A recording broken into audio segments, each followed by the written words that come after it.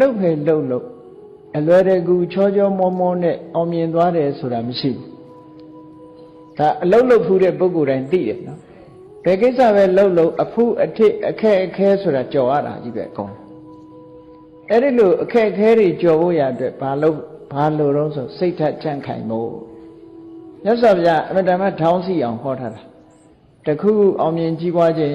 ဆန္ဒရှိတဲ့အတိုင်းကြိုးစားရမယ်ခက်ခဲတွေ့လာလို့ရှိရင်စိတ်ဓာတ်ကြံ့ခိုင်ရမယ်ဟောနော်စင်္ဃာဆက်ကတစ်ခုနဲ့တစ်ခုအမှတ်တမဲ့ဟောတာတော့မဟုတ်ဘူးနောက်ဆုံးကြတော့ဘာဟောတော့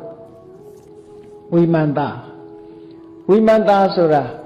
ဘယ်ကိစ္စပဲဖြစ်စဉ်းစားဉာဏ်လို့ခေါ်တယ် investigation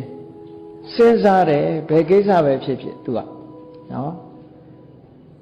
စဉ်းစားဉာဏ်နဲ့လုပ်တဲ့အရာတစ်ခုဟာအမှားမရှိဘူးပေါ့